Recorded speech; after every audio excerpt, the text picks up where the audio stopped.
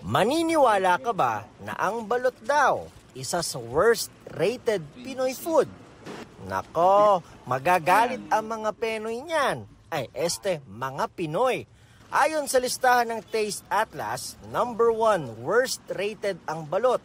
Masarap ang balot pagkain niya ng Pinoy. Hindi lang kakain yan, hindi Pinoy. Hindi yan totoo. Sino ba may Pinoy na ayaw ng balot? Wala. Lahat ng Pinoy gustong kumain ng balot. Si Lucia, never daw hindi masasarapan sa balot. Sisiw nga raw sa kanyang isang tray.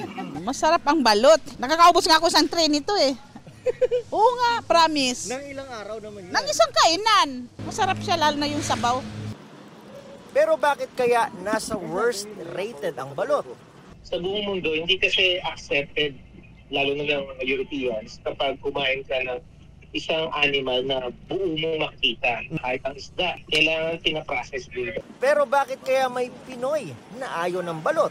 Siyempre, parang yung itsura niya, di ba? Sa buong bibe na nasa loob na maliit. Pag nakita na natin yung itsura ng bibe, yung itik sa loob, nagbibigay ngayon sa atin ng parang nadibiri tayo, ayaw natin tikman. Kung may worst rated, syempre, may best.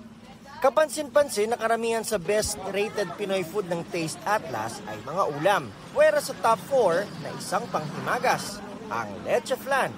Dito nga sa Espanya sa Maynila, halos non-stop ang pila sa tindahan ng leche flan na ito. Sa isang araw daw, nakakabenta sila ng mula 1,000 hanggang 3,000 lianera ng leche flan. Yung bukod sa affordable, masarap pa po.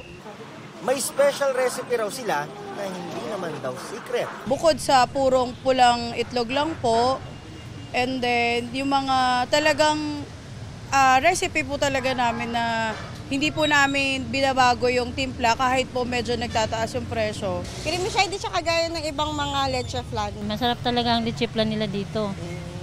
Tsaka kaya binabalik-balikan ko nga Nandito na lang din tayo ay tikman na natin itong sikat na leche flan dito sa Espanya sa Maynila. Ganito, pag hindi ako nagsalita, ibig sabihin, masarap. Game.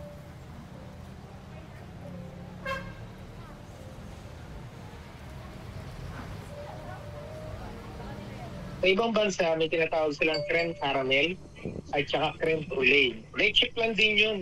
Pero pag tinikman mo, mas creamy yung leche flan natin. Tapos mas malinamnam siya talaga. Sa pagkaing Pinoy o sa ibang bansa man, may masarap naman talaga at hindi. Nasa taste mo lang yan. At basta, happy when eating. Para sa GMA Integrated News, Nico Wahe, ang inyong saksi.